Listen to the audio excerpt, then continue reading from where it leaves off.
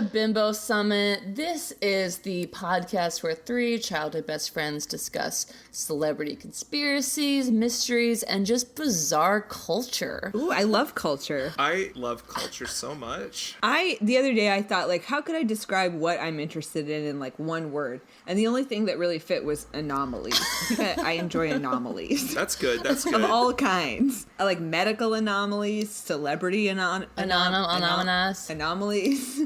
Space-time anomalies. Last week, we invited you to re-listen to our third episode about the Paris Hilton radio conspiracy, and then watch the This Is Paris YouTube original documentary so that you could be up to date with this conversation that we are having today. We originally planned to do live commentary to the documentary until we found out that it was almost 2 hours long. That's too long. And also, not knowing much about it, I thought it was going to be like, look at her dog. That was great.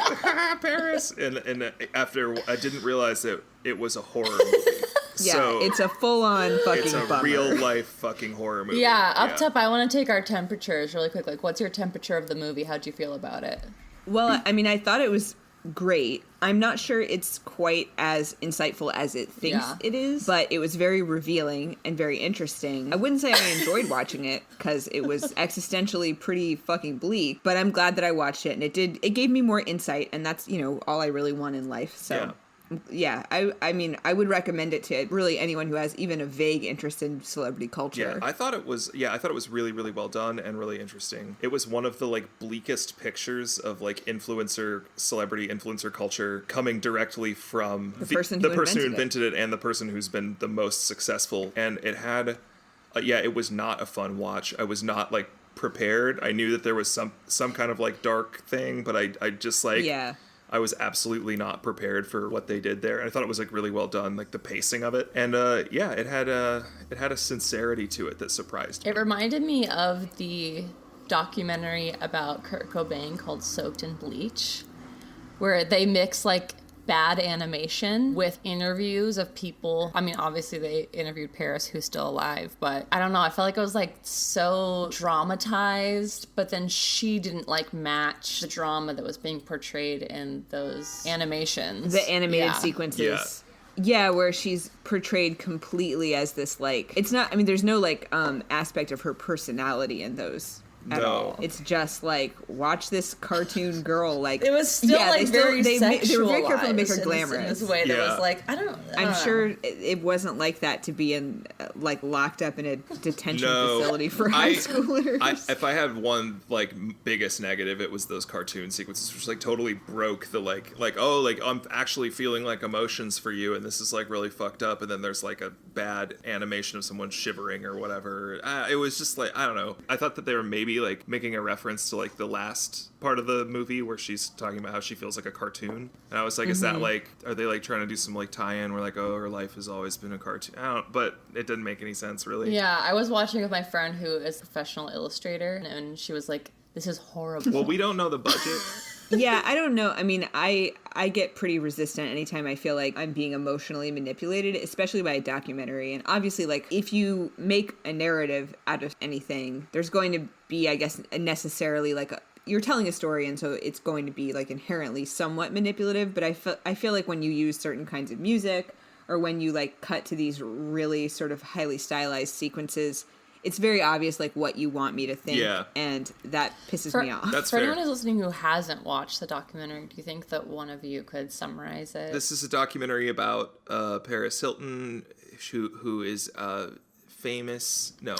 You know who Paris Hilton is. Let's work from the assumption that you know who Paris Hilton is. You're familiar with Paris.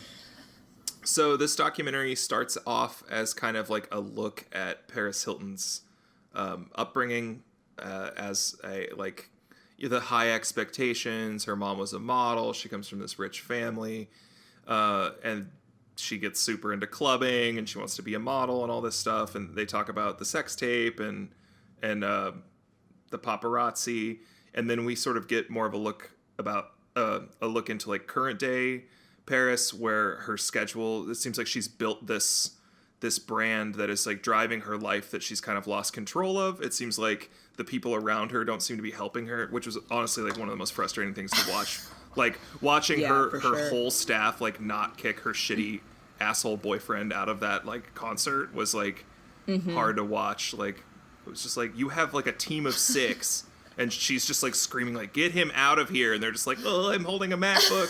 I have a little headset. What do I do? Like, Yeah, it's like, how can that many people run something so ineffectively? yeah, but basically we get this picture of Paris who's just like driving herself to like the point of exhaustion. She's not sleeping. She gets a couple hours of sleep before she has to do hair and makeup again. She travels 250 days of the year, and she's like kind of done this to herself. But you still feel really bad for her because her upbringing seems like her sister seems really weird. Her mom seems really weird. Like everything about all of the people surrounding her in the first part of the documentary like made me uneasy. Well, they all seem really emotionally unavailable. Yeah. I kind of liked Nikki, but I also thought this is maybe not someone who you can talk about your deepest feelings with. And they're sisters, so you would think it may just be that she's really reserved on camera, and that could be like a reaction to watching her sister be so like incredibly surveilled and self-surveilled that she's become really guarded. Yeah. And so maybe it's not like that when she's not on camera.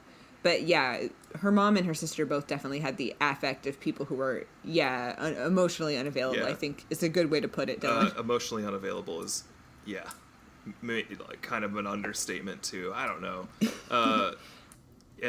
But also it's just like the travel scenes, man, were just like they were so depressing. Like, and you see the mask. I guess that was kind of the point. But like you see, she's like at the photo shoot and she's smiling, and then like she gets back to her hotel room, she's not smiling. Her voice drops like a half octave.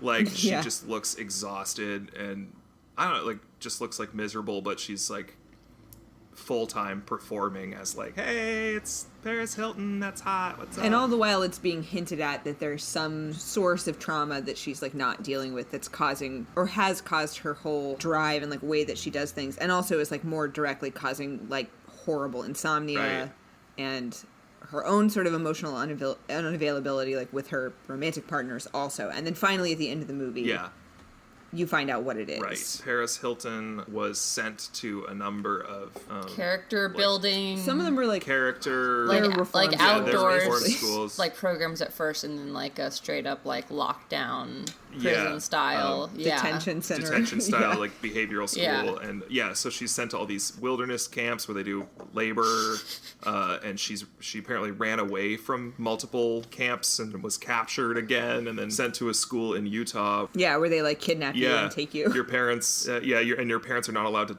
explain to you what's happening. That's like part of the thing. So they come to your house in the middle of the night, strangers just take you, and you don't know what's going to happen, so that you're scared into doing what they say, I guess. But yeah, this particular school in Utah that Paris is sent to sounds really horrifying. She's forced to take pills. She doesn't know what they are. She's choked. She's put into solitary confinement. They talk about how they had a rule where you weren't allowed to tell your parents how bad it was, or if you did tell your parents anything negative about the school, that you would be punished severely. Like the parents don't really know what they're getting into. At least like that's what they allege in this documentary. The parents think it's like a disciplinary reform school, but don't know that there's like, it's solitary confinement. It sounds like horrifying. Like they're like they guards watch them while they shower. Like it sounds just like an absolute nightmare.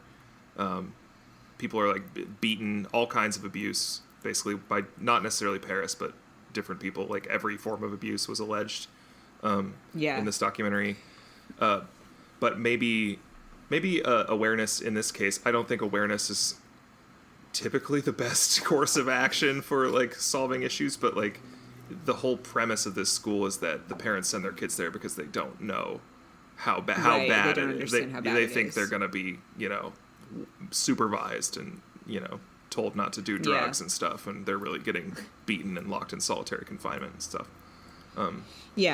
Maybe if you sort of directly target the people who would potentially be sending their children there and make them aware of like what the place actually is, that's a good way of doing things. What was talked about as like the things that they all went through at that Provo school. Someone on Reddit compared to methods used by monarch mind control to force people into a disassociative state. Mm-hmm. There's a list of methods, and several of them are ones that they talk about as like things that they survived. Solitary, sleep deprivation. Confinement in small spaces, restraints, choking, sleep deprivation, sensory deprivation, forced to witness abuse. Yeah, there's pretty tried and true ways to break people psychologically. Yeah. It's like people continue to use them because they're very effective. Yeah.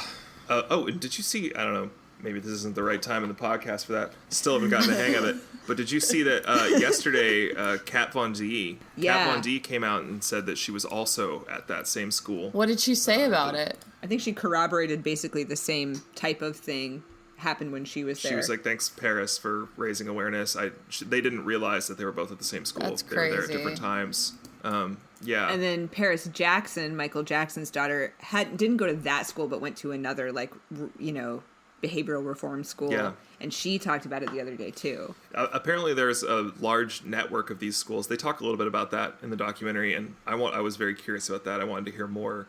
But they talk about how people from this program go and form other schools all over the country. Mm-hmm. So there's more than one of this style of program, which is terrifying and bad. Yeah. It just, whatever. Like, lots of people don't know about psychology, but it strikes me as, like, maybe kind of human behavior 101 that, like, if your kid runs away from a place that's really restrictive, probably the best thing to do, knowing that that's the personality of your kid, is not to send them to a place that's yet more restrictive. Right. Like if you have an authority issue, the way to deal with that is probably not to, like, totally break you down. I mean, it will be effective to just break you psychologically and put tighter and tighter restraints on you until you have to buckle to authority. But obviously that's not going to solve your long-term issues that you have dealing with authority. Right. That's going to cause trauma. And also, like, in Paris's case, she was, like, 17. I understand you don't want your kid to go out partying every night, which is, like, why they sent her to those places in the first place, is that she was, like, living a sort of, they, like, moved to New York City and suddenly she was going to, like, the Florence Nightingale, like, school from Gossip Girl or whatever. Yeah. And she was going out partying, and it's like, certainly there are steps that you could take before sending your kid, like, away. Right. They didn't treat her like someone who was like 16, 17. I think they were treating her like an 8-year-old, where it's like, no, you're doing bad. You will do this. And not considering that she's about to be a legal adult. Like, what did they think was going to happen? Like, she's going to get fixed in 6 months or 8 months or whatever in this school and then be good. Yeah. Yeah. When I was 17, I was really into partying, and then I was traumatized and held captive in Utah, so now I don't want to party anymore. It's like, no, she's going to become fucking Paris Hilton, obviously. Yeah. Like, that's and it's also on them for moving her to New York. But you can't really go from, like, being a strict parent to being like, okay, like, you're in New York City now, and we expect you to, like, behave exactly the same as you did before we totally uprooted you and, like, disrupted your life. Yeah, you're in New York City now, and you go to the Gossip Girl school, and, obviously, crazy stuff is going to start happening. Yeah. So she had to deal with, like, a huge parental failure early on. Massive. Which was already, like, it's interesting that she's kind of a tomboy, but the way that they talk to her early on is so, like, gross and sort of encourages, like, a type of self-surveillance that obviously is, like, a huge problem for her now. Sprinkled in there was some very lighthearted archival footage. My favorite moment, it's from when Kim Kardashian was Paris Hilton's assistant, like at the height of her fame, and there is a clip in this, somebody just completely stepping in front of Kim Kardashian, like they're walking side by side, and this girl like completely just muscles Kim Kardashian out of this camera frame to, it's like take Kim's a not a person. Well, she hadn't had her nose job yet, so and she has no reaction to it. It's just like, it's normal. It's like another day in the life. Okay.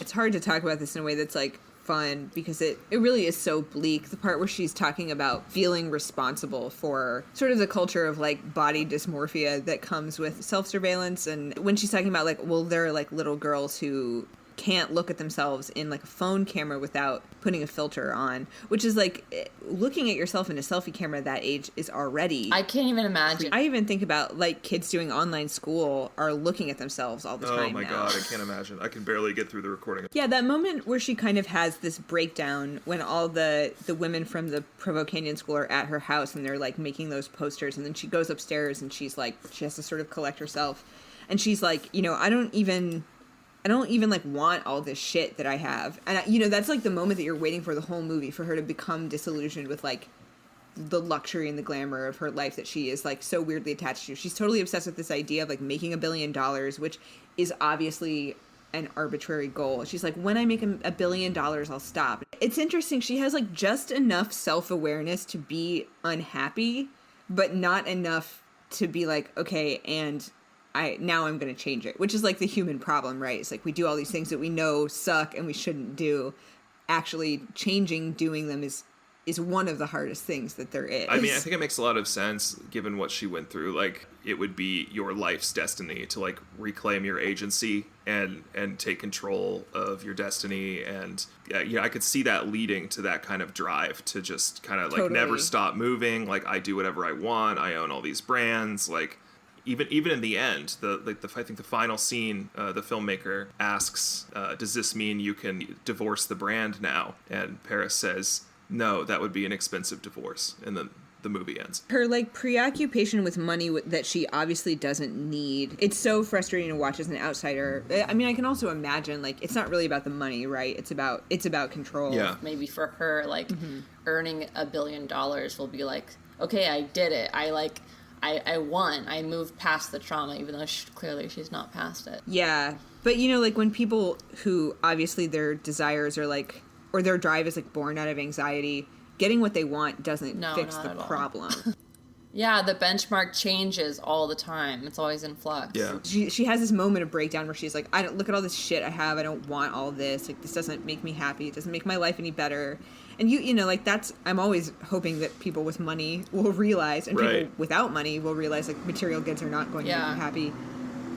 So I kind of thought like, well, is that, you know, she undergoes this sort of it's like the beginning of maybe some kind of psychological insight or transformation kind of when the movie is ending.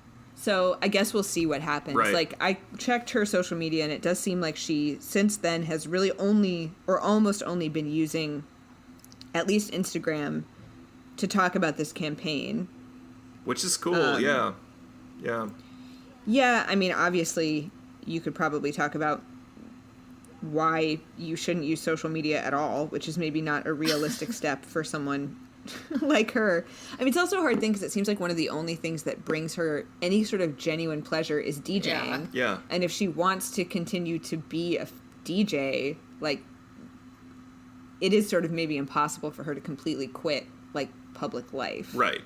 Well, she'll never be able to quit public life. Like, I mean, like, I don't think she has a choice at this point. She's a pop culture icon, but she can definitely control what that looks like, right? Whether it's things she enjoys doing somewhat, or whether it's just kind of like the endless drive for recognition and success.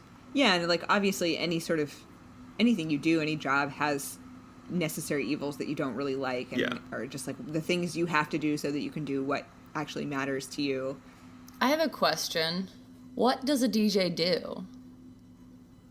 Well, she has knobs. They're knobs. Like, I was watching with my friend Ariel, and we were like, what is she doing? Because she kept being like with her boyfriend, she was like, I haven't even done my set. I have to practice my set. I haven't even done my set yet. Assume... I can't do this. My set. This is the biggest thing ever, and my set's not ready. And I'm just like, but what is it? What is the set? I don't understand what's happening. I think it's like different EDM tracks that she's beat matching. Okay. Yeah. On like a program. Right? I think she's doing it in advance. Okay. And then like maybe doing a little bit of like mixing stuff on the fly. But like I think, she's come up with a set list, a track list, and is beat matching them and mixing them together. She has a playlist. And then she gets on the mic for her finale to kind of sing along. Yeah. Yeah. I mean, I think... Yeah, I mean, I'm not totally clear. If you're a I'm not DJ, really can either. you call in and tell us what you do?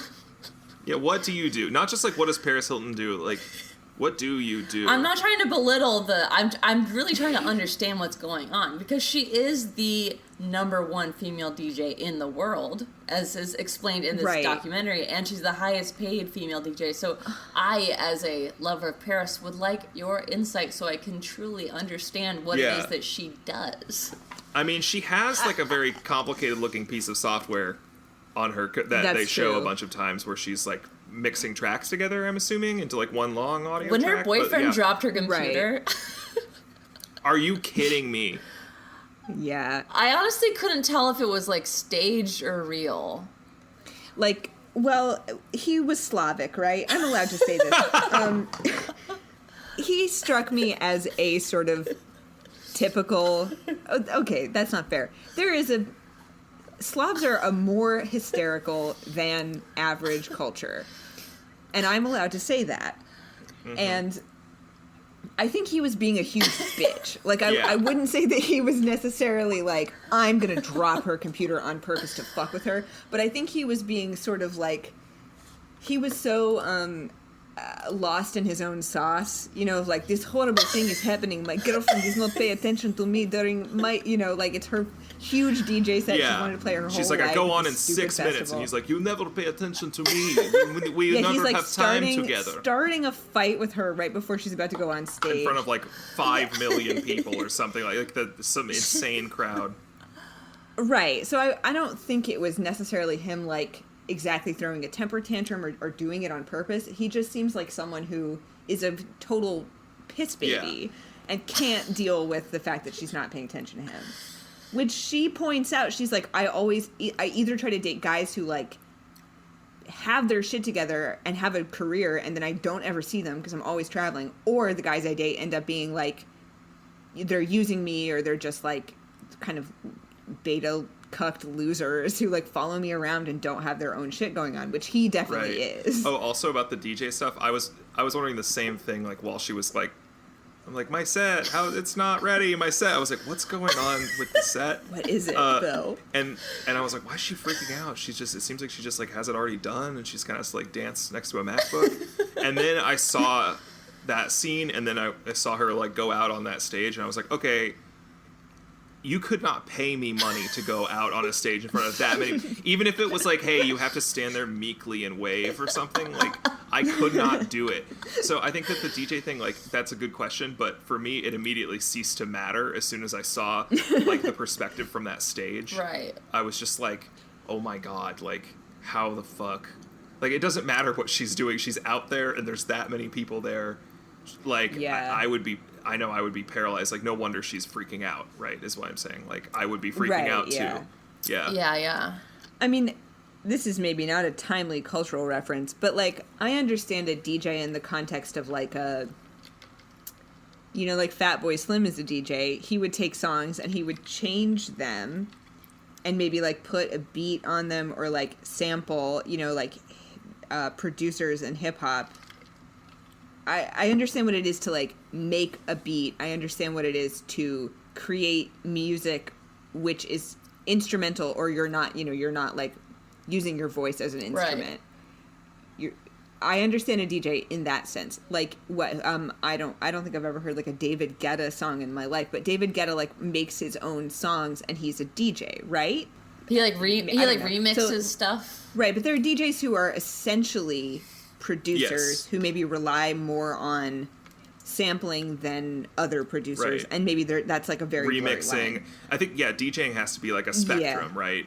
Between like the guy who also sort of works at the bar you work at on Friday nights, and he plays a bunch of songs and drinks for free all night, and then your boss is like, "Why'd you let him drink for free?" And I was like, "He said it was cool. He said he talked to you."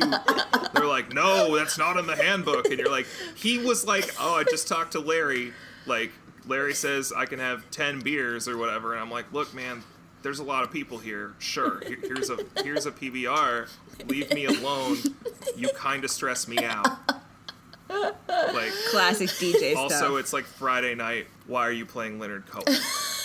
I think if you're playing Leonard Cohen, you're not a DJ. No, a DJ is someone who, I mean, so like we covered like a producer style DJ. I also understand a DJ who is a person who it getting the party going and getting the mood right of a group of people is their responsibility, Yes. and that is a big responsibility. I don't want to denigrate people who DJ in the Right, sense I of know playing other DJs, people's and now I'm songs. realizing I don't know them.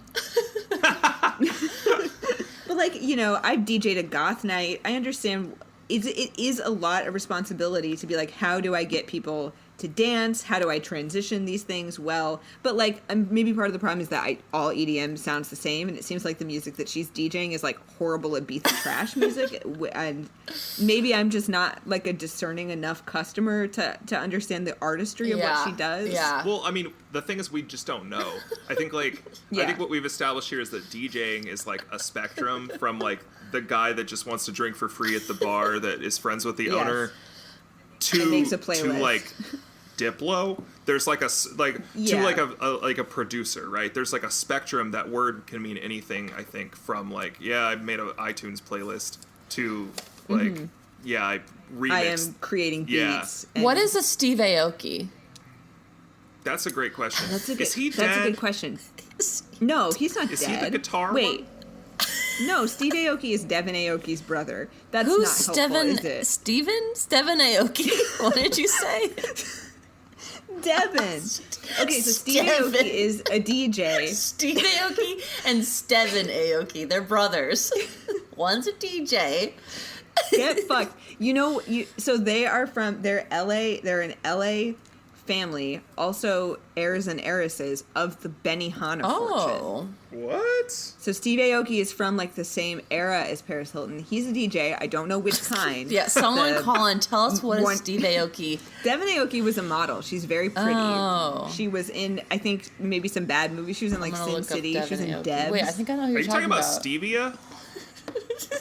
70645 Bimbo. Call us, tell us what DJs do. Tell us about this spectrum. Tell us what it is that you do. Please tell us what DJs do, and also follow up. Can you tell us specifically what kind of DJ Paris do? And Yeah. number 3, in addition, what is the relationship between? Because my biggest thing was like, okay, until I got totally distracted by the Slavic boyfriend meltdown, Yeah. which was just like again, I'm gonna say it again, it was It's so upsetting. absolutely infuriating to watch that she has like a team of like 6 people managing her affairs, and there's this fucking like clingy fucking weirdo who's just like, and she's like, make him leave, someone make him leave. Like, what's the point in being like a billionaire heiress if you can't have like cool security muscle people out of the whatever room no you're one's in, listening right? Like, to fuck her, that. taking her No seriously. one's right. But anyway, I want to know the relationship between all the knobs and buttons on the stage and the Yes. laptop. Yes. Because like if she's already like mixed the laptop, is that just a volume control? Like, what is that? That's the biggest volume control I've ever seen. Yeah, what are all those knobs doing if she already made her set? Please explain.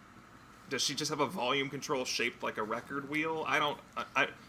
Not to say that she didn't do work, right? Because she already like mixed the whole Whatever set. it is she's doing, I'm really glad she's doing it because it seems to be one of the only things she does in her life that's like artistic and expressive and personally meaningful to I forgot her. exactly what she said, but she was talking about DJing and how she really likes what was it, like making a vibe happen in a room or something. I forgot what the phrase was, but yeah, like I respect all sorts of DJs, except for that one guy. Okay, yeah, fair enough. If you're, there are DJs who do mashups, Yeah, right? is that a DJ? Like Danger Mouse. Is that a DJ? Yeah, he did the Is that a he did the DJ? Jay-Z Beatles thing, right? That's a DJ. He did, and he produced a Parquet Courts record that I like a Ew. lot. Okay, we have to talk about how this relates to our prior Paris conspiracy. So the previous conspiracy theory was that Paris Hilton restores vintage radios. We have now broadcast that episode twice, so you have no excuse for not knowing it. And there were some things in this documentary that made me feel like I believed it more than ever, and some things that made me believe it even 100%. less. Yeah. Same reaction. Yeah. Okay. So what to either of you was like good evidence that made you think, okay, that this could be true? Well, for me, when I researched the documentarian, I found out that the last documentary she did was about a Hollywood actress named Hedy Lamarr, who was famous first for being this Hollywood actress who was very sexualized, and second for discovering and inventing a technology that led to modern day Wi-Fi and Bluetooth. And Yes, she said about the director, I forget her name. What's her name? Alexandra Dean. Okay, Alexandra Dean.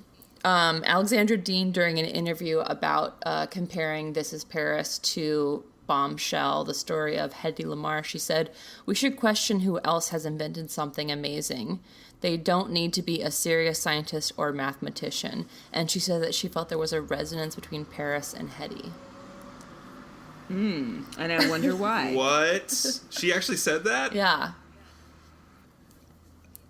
I mean, that could just be like, yeah, they're like women who've been underestimated professionally, but the fact that she's like, she specifies inventions, that's very interesting. Yeah. And specifically inventions that have something to do with like radio technology. Yes. Right. I don't know. I like just signal jamming and signal hopping. When I found out that her previous documentary had to do with a sexualized figure in Hollywood who worked with radio frequency, I was like, this parallel is very strong, and it's too strong for me to ignore it. You know, I have to bring it up. I would recommend anyone go read Hedy Lamarr's Wikipedia article. She had to like escape from her abusive husband by like hiding diamonds in her, well, like not in her pussy, but something interesting. Let's just say, let's rewrite history. She did hide diamonds in her pussy. I think it's better if that's right. It's because the way you said it, Sarah, makes it sound like it's mysterious, like it was some other body part I haven't heard of. That made it sound so mysterious, and I was wondering, like, what else could it be? The body part only some people know about. Only some people know. Like, I'm like, what do I not know? Where else? Butt butt's even more common. Butt is more widespread. More sense. So the director of this movie directly compared her to a woman who was famous for being a beautiful celebrity who was actually a brilliant inventor who worked with radio technology. Point number 1 in the pro-conspiracy column. My other point was she's a DJ, and she obviously knows all about all those knobs and buttons, which seems like something that would be true for a person who is into restoring vintage radio. Yeah, and that seemed like a real complicated program she was using. I was like, what the hell is that? Yeah, she's definitely a woman in STEM. Yeah, she is. She's absolutely a woman in STEM. Like, she's doing some shit that's technically complicated.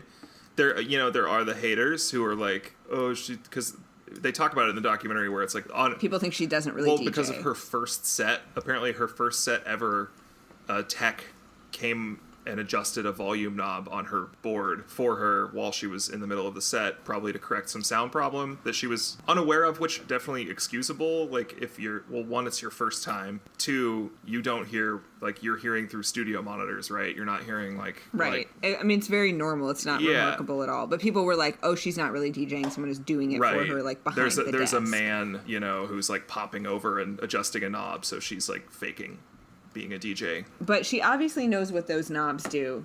And to me, that screams radio engineering. We don't know what those knobs do. Yeah, I don't know what those knobs do, and I don't know about radio engineering. So therefore, the two must be connected. Yes. Absolutely. Girl, what do those knobs do? Were there any other pros? Anything else that made you think? I mean, other than just like she's smart, which we already knew. She's smart and she's private. Like, she has a private persona. Nothing that we didn't already know. But it confirmed a lot of things we suspected, which is like she's playing a character. She knows a lot more than she lets on. And the like real Paris is a pretty hidden and intensely private person. Yes. So I went into this thinking, pretty cynical, I think, about Paris. Like, I love Paris. Like, Paris is great. And I would be honored to count myself amongst the little Hiltons, which is apparently what she calls her fans, any day. But I went into this thinking, like, okay, this is a rebrand. It's not, like, it's a secret or whatever, but it's not a secret that she's smart. Like, obviously she's actually smart and not a dummy. By this point, it's pretty clear. But that wasn't really what they were going for. I don't think that if this was just a rebrand, there were more comfortable ways to do this, right? There were a lot. If the point they wanted to get across was Paris Hilton is smart, this is like not the easiest way to do that. They could have made a positive movie about how she overcame challenges and is hiding her secret interests in radios. We're operating under the assumption that that is a true aspect of the conspiracy. That Oh, yeah. she has a room with radio parts and a telescope on her roof, and she's like, no, I'm not ready to address that. First, I have to address the fake baby voice and the fact that I'm the highest paid female DJ in the world.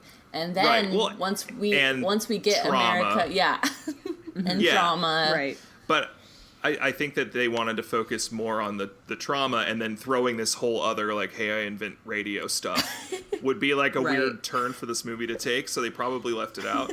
But I think that this is evidence for it.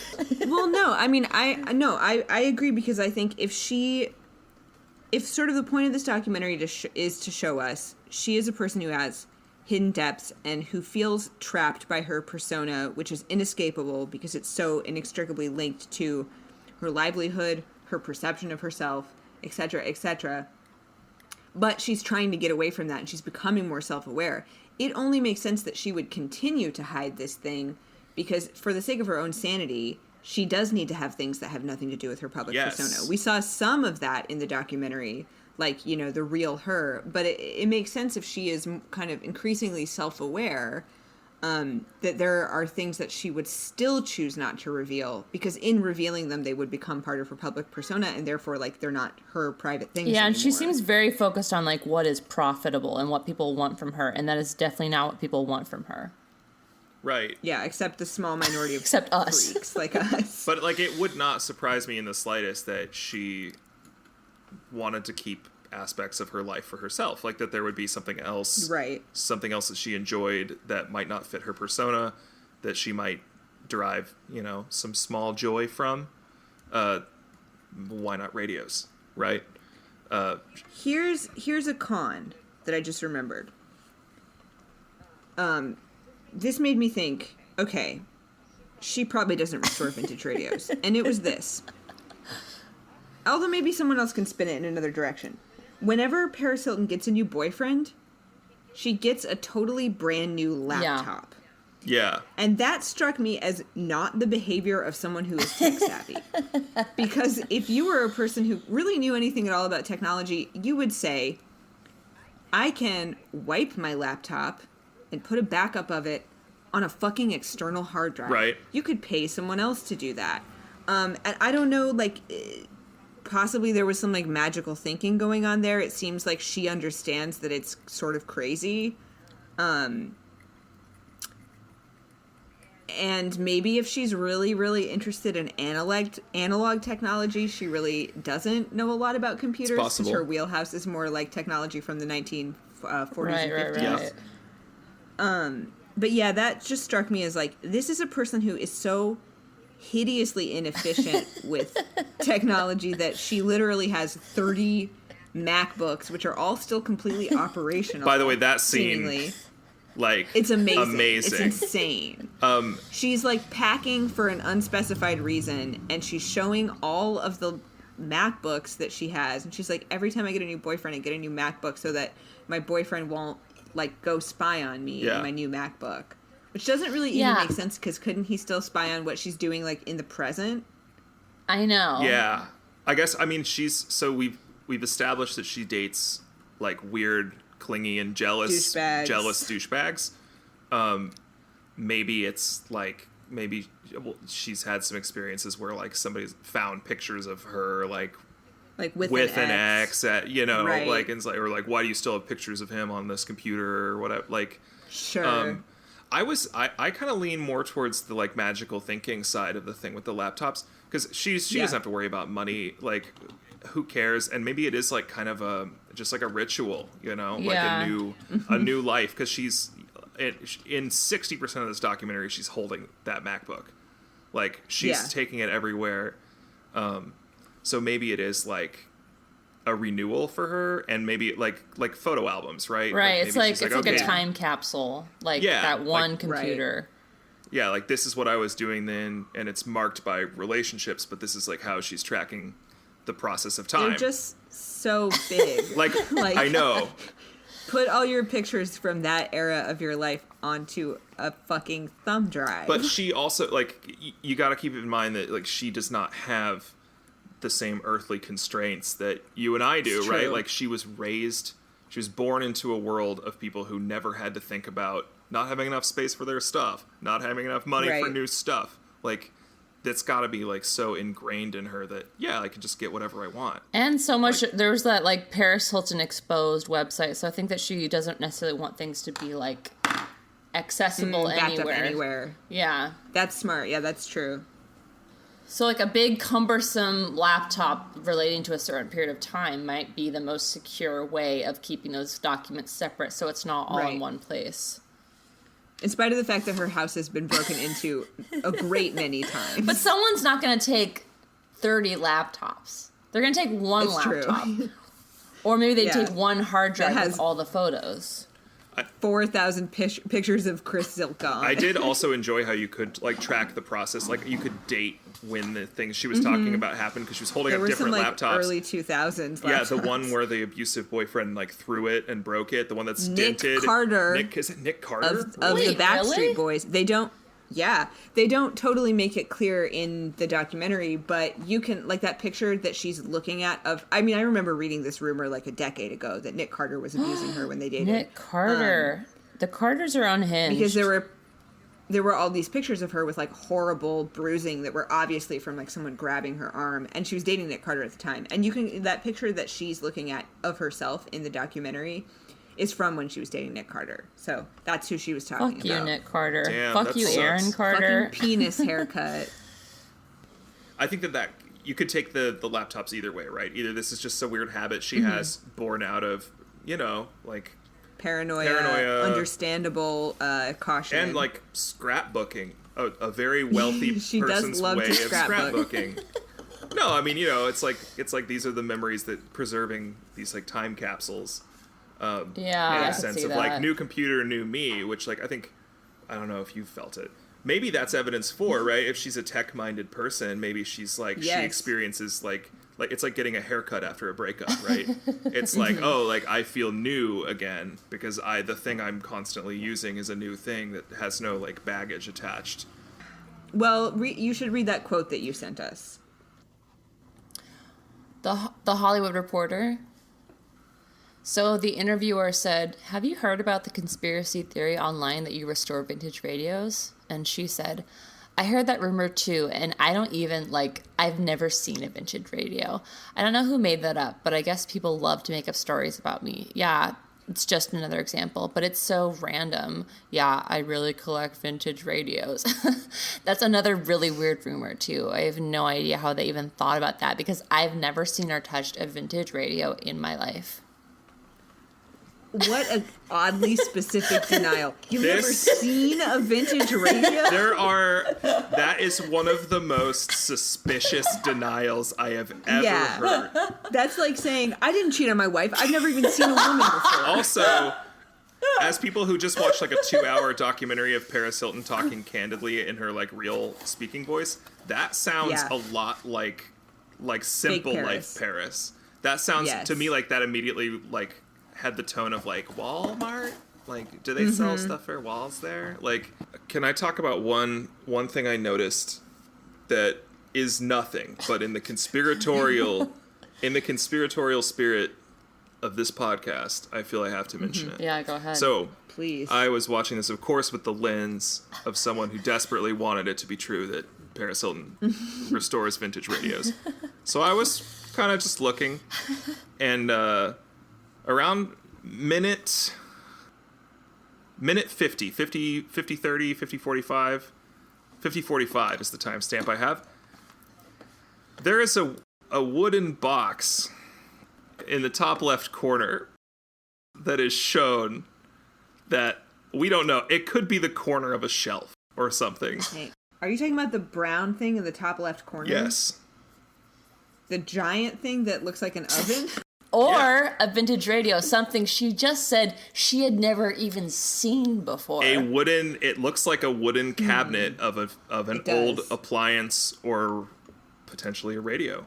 Like, doesn't it kind of look like a radio? Like, there's like a black panel on the front. That top looks a little bit like a speaker grill to me. And decor-wise, it really doesn't match the room. The room is like white and chrome and silver. And then there's this like dark brown thing in the corner, which looks weird. It could be nothing. It could be, you know, a bookshelf or something out of frame.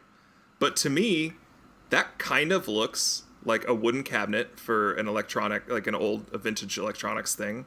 And maybe the black part on the bottom is some kind of like the controls or something, and then maybe the top is a speaker or it looks like to me it looks like an old like stereo receiver. If you are an oven or vintage radio expert, please call in 706-45-BIMBO. I don't think it's an oven. This is a living room. I mean, this is not. And it's not kitchen. like she has an economy apartment with, you know, like a combined living room kitchen. But like vintage radios, I'm assuming would be wooden and big, and possibly in your living room, right? If it's a particularly nice piece, if a connoisseur, if it's one that she's finished restoring, she's quite doesn't need to be in the workshop anymore. Perhaps it's some kind of, you know, aesthetically pleasing one or a particularly good one, a collectible one that she likes. But Bakelite knobs, right? Yeah, that kind of thing. The whole shebang. I think you fucking got her ass. I mean, this is pretty damning. Damning evidence. I've never even seen a vintage radio. Really, Paris? Okay, Michael's gonna tell us a story. Hello. All right, hi Michael. What's up, King? What's Tell us your good? Paris story. I was in Barcelona for Fashion Week, and she was like with her boyfriend, who's a Barcelona elite model, and she was like screaming on the phone and crying. And the person I was with just asked to take a picture of her, and she like hung up the phone, turned around, and did like a model pose immediately, and was like super nice, and then went back to like screaming on the phone. Unfailingly kind and with an incredibly turbulent personal life and horrible taste in men. Yeah, she was surprisingly really nice and was just like, yeah, you can take a picture. What was it like to be around her? What was her personal aura like? She was really short to me, so it was just weird, and she seemed very, like, intense. I don't know. Isn't she tall? I mean, you're really tall, so maybe yeah, I she think seemed Izzy short and too. I had this conversation, and I was like, she's super short, but she's probably probably 5'8". That's normal, I guess. That's above average for a woman. 5'3" is, I think 5'3" or 5'4" is average. That I think doesn't she's sound tall. right. She seemed frail, because she's, like, so thin and, like, skeletal. Yeah. I also saw Ron Perlman eating half of a roasted chicken once. Oh Whoa. my god. Wow. That was cool. With his hands? No, he was with his wife. It was, like, at some restaurant, but he was using a fork Not and with a his knife. hands, but No. with his wife? Yeah. Thanks so much for listening to Bimbo Summit. Right now, I have in my hands the official Bimbo membership card. If you leave a review anywhere where you get your podcasts, screenshot that review, or Scout's Honor, just say you reviewed it, and then DM us your address on Bimbo Summit Podcast on Instagram, or email us at bimbosummit@gmail.com. You will receive in the mail an authentic, official Bimbo membership card. It is foil stamped. You can show it to the cops if you get pulled over. Yep. It is a legal license. It's also To be a legally a bimbo. credit card. It does have a magnetic strip and a chip. Does it really? Yeah. And it comes preloaded with $4,000. Yeah. So this is a Amazing. really valuable Bimbo bucks. Tell us what you think. 706-45-BIMBO. Call in and let us know. And leave us a review so that we can send you an official Bimbo membership card. Mm-hmm. Even though the gods are crazy. Even though the stars are blind. Baby, you show me yours. Or what is it? I think we skipped You a show line. me real love? I'll show you mine. That's right. That's what it is? Yeah. Oh. If you show me real love, baby, I'll show you mine. Ew, I don't know. mine was.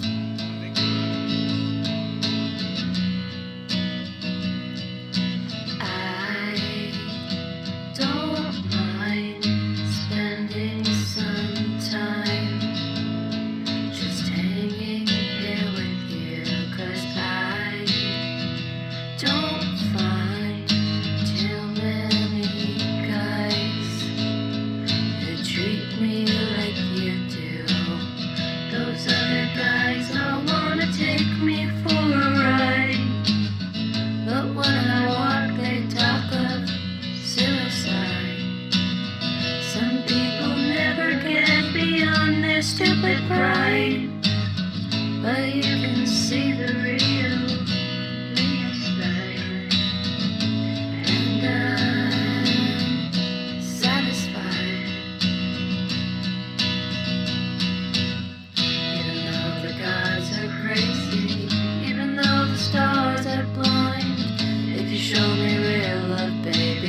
I'll show